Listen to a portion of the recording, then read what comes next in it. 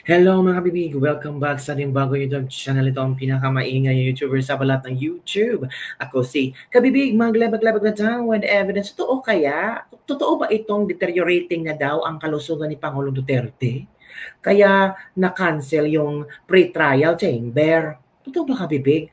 Tapos, yan ang nirason ha, na Attorney Kaufman na hindi deteriorating daw ang kalusugan ni Pangulong Duterte. Sabi dito, tapos itong si Kaufman para yatang gusto ng luluhod sa harap ni BBM para ipauwi na si Pangulong Bongbong si Pangulong Duterte kay Bongbong Marcos. So, humingi siya ng tulong na pauwiin na daw si Pangulong Duterte dito na daw sa Pilipinas gagawin ang kaso. O eto, nakasabi niya naman gawa-gawa ko istorya. Ito, o sinerch ko, ayan, yan.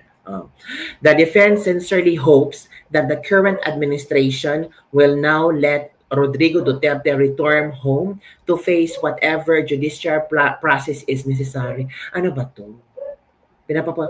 Kinidnap si Pangulong Duterte, nilagay doon sa ICC, tapos papauwiin lang. Tapos sabihin, Duterte, dyan ka na lang magkasukaso sa bansa natin.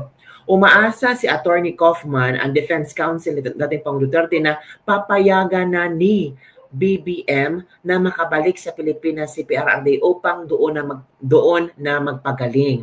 Ayon kay Atty. Kaufman, hindi raw akma at hindi nakakabuti sa kalusugan ng dating Pangulo ang kanyang kasalukuyang kulungan, lalo na't may iniinda itong mga sakit at mabilis mapagod dahil sa kanyang edad.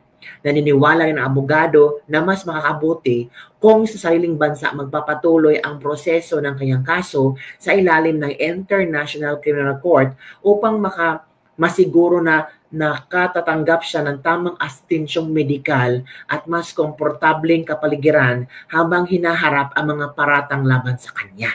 O yan, kabibig. So, parang luluhod or parang nagmamakaawa si Atty. Kaufman kay BBM na BBM.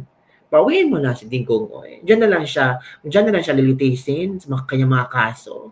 Mawa ka na naman sa matanda Oy. Yung health niya deteriorating na. 'Di ba? Hindi nakakatulong itong na-detain siya sa ICC. Mawa ka naman. O, mga ganun kabibig ba? What do you think kabibig?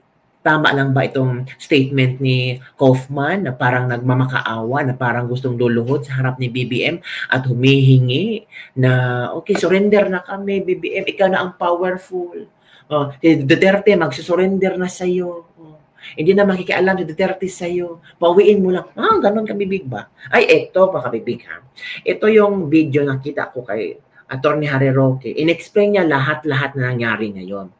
Okay, so manood tayo ka Attorney Harry Roque ha, para malinawagan din tayo sa mga pangyayari. Di ba? Hindi yung kung ano-ano lang ang narinig natin. Okay. Ito na si Attorney Harry Roque ha, tungkol dito sa issue na ito. Okay. Well, alam niyo po, normally nagla-live ako sa aking mga spokes hour. Pero ngayon po, re-record ko dahil ayaw kong magkamali. Masaya lang po ang ating pag-uusapan ngayon. Bakit ba nakansela ang confirmation of charges ni Tatay Digong at ang dahilan na sinabi ng hukuman ay inability to stand trial? At ano na ang mangyayari matapos itong kanselasyon nito? Well, unang-una po, ang sabi ng hukuman talaga, unable to stand trial. Dalawa po yung inability na yan. Yan ay physical o di naman kaya mental. Now, kung physical, ang sabi naman po ni Kitty Duterte ngayon, mukhang malakas ang tatay niya. So, hindi po yan physical. Pero pag sinabi namang mental, hindi naman po ibig sabihin yan na wala na sa tamang pag-iisip si Tatay Digong. Siya'y 80 anyos at alam naman natin na kapag 80 anyos ka na, medyo limot-limot ka na. At kapag ikaw ay limot-limot na, hindi mo talaga maintindihan kung ano yung mga paratang sa'yo at hindi ka talaga magkakaroon ng pagkakataon na depensahan ang iyong sarili.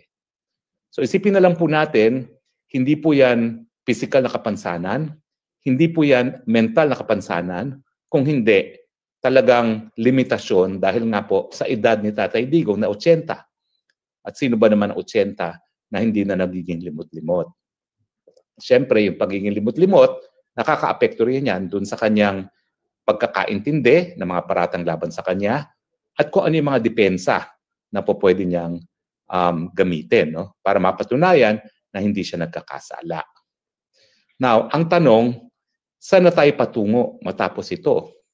Well, ang sabi po ng hukuman, hindi sila mag-i-schedule hanggang hindi maresolba yung mga iba pang mga pending motions na nakabinbin at mukhang hindi sila makakapag tuloy ng pagbibista ng confirmation of charges kung talagang wala sa tamang kakayahan ang Tatay Digong na harapin ang mga paratang sa kanya. Nag-issue rin ng statement itong si Kaufman, ang lead counsel, at inulit niya sa pangatlong pagkakataon na ang dahilan kaya hindi nga siya po pwedeng humarap sa kanyang paglilitis ay totoo. Yan ay napatunayan na gamit ang siyensya at mga dalubhasa. So, pinasisinungalingan niya yung mga paratang ng mga biktima na umiiwas lang sa paglilitis si Tatay Digong at inulit niya na yung pagkakabalik ni Tatay Digong sa pamamagitan ng interim release ay nakasalalay sa kasunduan sa gobyerno ni Marcos. Now, pangatlong beses na po ito na sinabi ni Attorney Kaufman na talagang ang kalayaan ni Tatay Digong ay nakasalalay sa mga Marcoses. Alam niyo na naman po ang aking paninindigan dyan. Naniniwala po ako na unang-una ang problema ang gumawa ay ang mga Marcoses. So sa tingin ko po, hindi para bigyan ng solusyon ng mga Marcoses ang kapalaran ni Tatay Digong. Talaga pong pinadala nila siya sa dahig dahil nais nilang matanggal ang malaking tinik sa kanilang kagustuhan na manatili sa kapangyarihan forever and ever. Isang bagay na kamuntik na nagawa ng kanyang ama na antala lamang dahil nga sa People Power 1 na ginagaya ngayon sa iba't ibang parte ng daigdig, ginaya sa Eastern Europe, ngayon ginagaya sa Indonesia at iba pang mga lugar. Pero ang tanong, talaga bang wala ng ibang solusyon para mapalaya si Tatay Digong? Well, unang-una po lilinawin ko. Bagamat galit na galit sa akin si Kaufman, naintindihan ko ang kanyang kalagayan ngayon. Limitado ang kanyang options. Bakit? Kasi po itong inability to stand trial, malabo po. Walang sinasabi ang ICC Rome Statute kung itong inability nito ay maging permanente.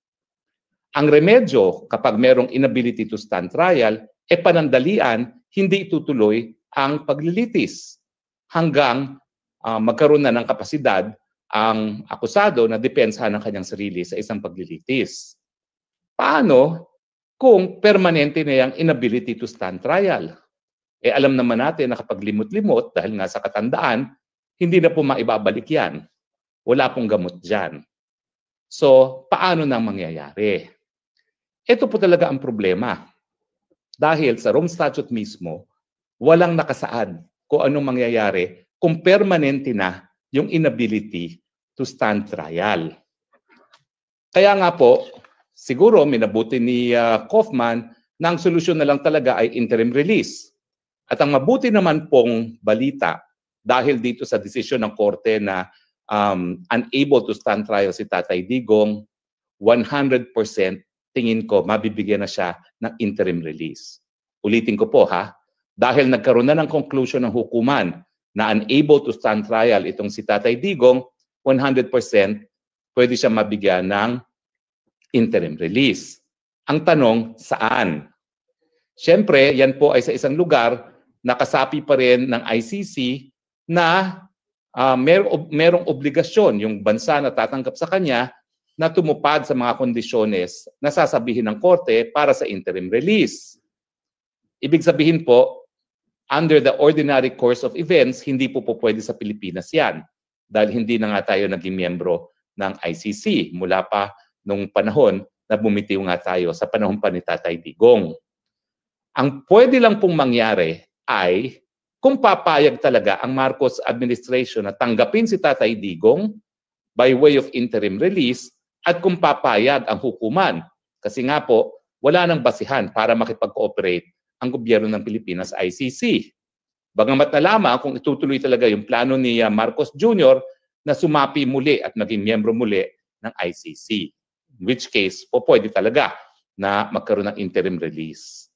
Pero talaga ba kung ang pagpayag na lang ng mga Marcoses ang tanging pag-asa para makauwi si Tatay Digong? Well, sa akin po, unang-una, wag naman po sana.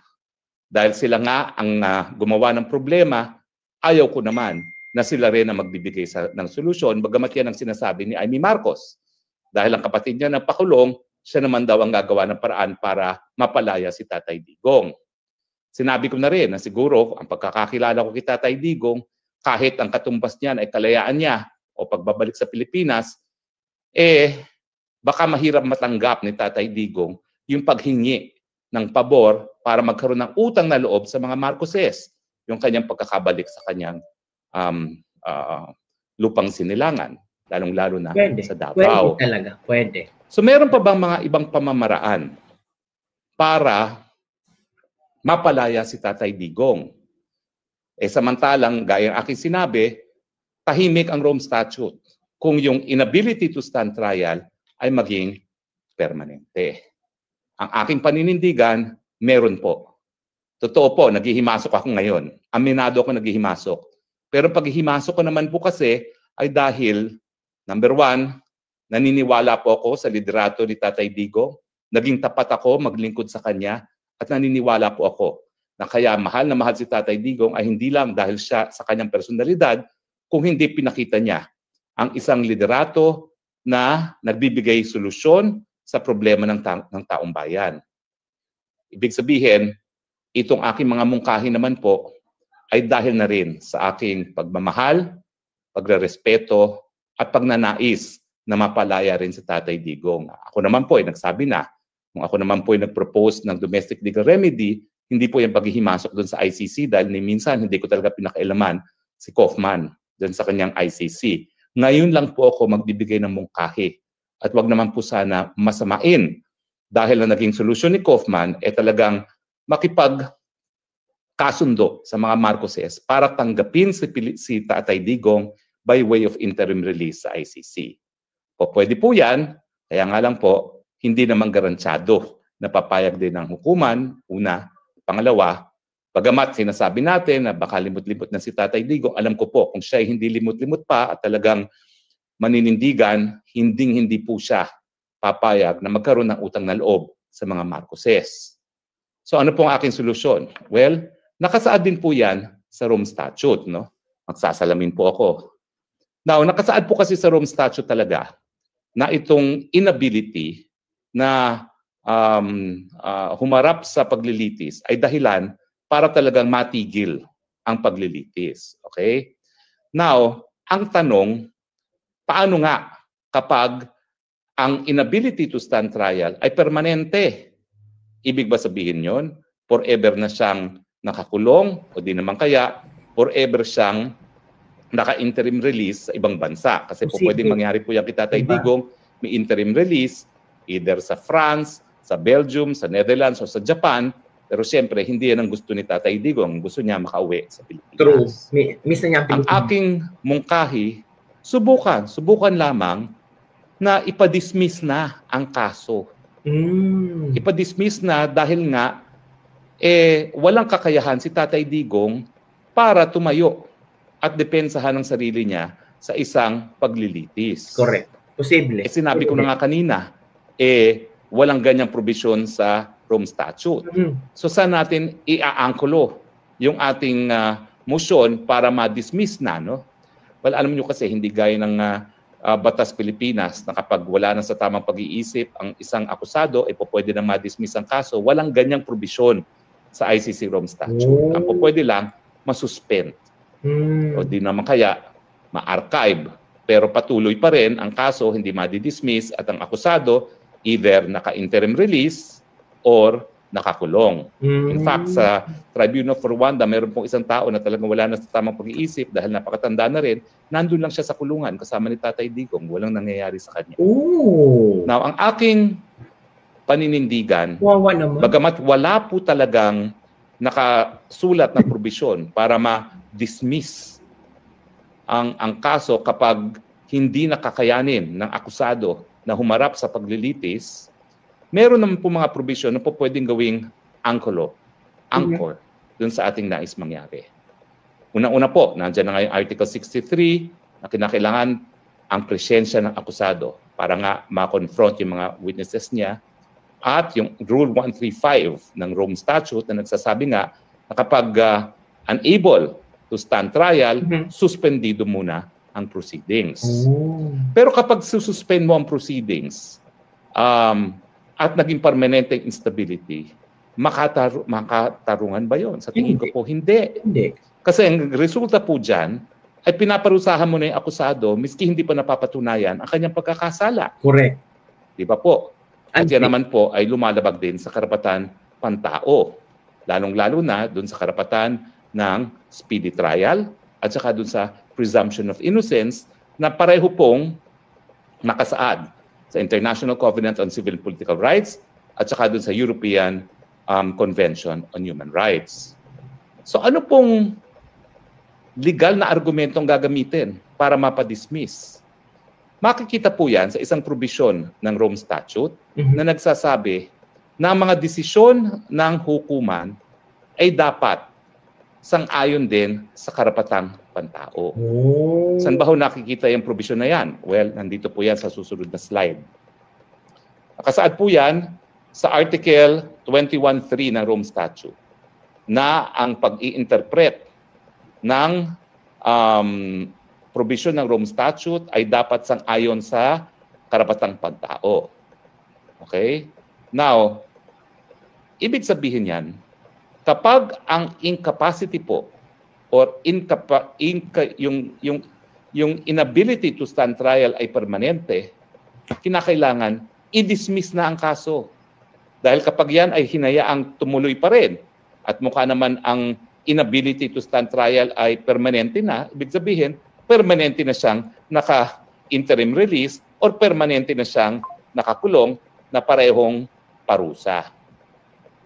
At meron din pong desisyon ang ICC mismo dito sa kaso ni Lubanga, no, na nagsasabi na kapag ang akusado ay talagang hindi na po pwede humarap sa paglilitis at itutuloy pa rin ng hukuman, ang mangyayari po dyan ay magkakaroon ng abuse of process na tinatawag. Yun yung abuse of process doctrine. Ano ibig sabihin yan? Well, kapag papatuloy po yan at wala nang kakayahan talaga na humarap ang akusado, talagang magre-resulta po yan hindi lang sa paglabag ng karapatang pantao, kung hindi a grave injustice. At kaya nga po sinasabi na that is a grave abuse of process. Kasi yung proseso mismo ng paglilitis ay magre-resulta sa pag-abuso sa karapatang pantao. At saka meron din pong Article 53, ang Rome Statute, na nagsasabi na kapag hindi na posible ang isang fair trial dahil wala nang kakayahan humarap ang akusado sa paglilitis, kinakailangan justice demands that the interest of justice demands na kinakailangan i-dismiss na ang kaso. So anong sinasabi ko? Bagamat wala pong specific provision na nakasaad gaya sa batas ng Pilipinas na yung inability to stand trial, libot-limot na, ay hindi dahilan para permanenteng ma-dismiss ang kaso, meron naman pong sapat na provision sa Rome Statute mismo, 21.3, ang interpretasyon ng Rome Statute ay dapat sang-ayon sa karapatang pantao, yung pagbabawal sa abuse of process, at saka yung provision na in the interest of justice ang magagamit para nga po ma-dismiss ng tuluyan ang kaso kapag naging permanente na yung inability to stand trial. Now, meron pa ba ho tayong po pwedeng masandalan ng mga argumento? Well, tignan po natin, no, sa susunod na slide. Marami na po mga desisyon ang lumabas, hindi lang po sa ICC, kung hindi doon sa mga iba pang international tribunal. Ang ICC, isa lang naman po yan sa international tribunal na nagpapataw ng parusa sa mga gagawa ng war crimes at crimes against humanity. Marami na pong desisyon ang War Crimes Tribunal for the former Yugoslavia, tsaka War Crimes Tribunal for Rwanda. No? Now, ano po yung mga kaso na yan? Okay, sa ICTY. Okay, yung sa tribunal, meron pong prosecutor versus Trugar. Kapag ang akusado ay, yun na nga po, hindi na po pwedeng humarap sa paglilitis dahil hindi na niya masyado naintindihan kung anong paratang laban sa kanya at hindi niya masyado maintindihan kung paano niya bibigyan instruction ang kanyang abogado, kinakailangan isuspende at kapag ito nga ay naging permanente, dapat ma-dismiss ang kaso. Isang kaso pa rin sa ICTY, prosecutor versus Sese. Yan, sinasabi naman na dapat isuspinde kapag ang kalusugan ng akusado ay magiging sagabal para siya ay makasapi sa kanyang depensa. Tapos dito nga sa ICC mismo, itong si prosecutor versus Lubanga, may talagang kapangyarihan ng hukuman na huwag ipatuloy ang mga proceedings kapag ang pagpapatuloy ng paglilitis ay makakasira sa integridad ng hukuman dahil yung paglilitis ay magreresulta sa unfairness or injustice. Sa pangkaso sa ICC din, prosecutor versus Ruto, ang abuse of process ay nangyayari kapag yung pagiging patas ng paglilitis ay madudungisan. At ang tanging remedyo para ito'y maiwasan ay ang pagtigil sa paglilitis. Ibig sabihin, ang aking paninindigan, kung ang inability to stand trial ng Tatay Digong ay permanente, ang permanent inability to stand trial ay dapat magresulta sa unfair trial at dahil dito, ang tanging remedyo ay ang tuluyang pagdidismiss ng kaso. So yun pala, kabibig. So na-explain na sa atin ni Atty. Harry Roque lahat-lahat ng mga remedyo, lahat-lahat ng kung ano-ano nangyayari ngayon kay Tatay Digong. Sana mga kabibig, no? Sa mga na-explain ni Atty. Harry Roque, sana makahanap ng magandang solusyon na hindi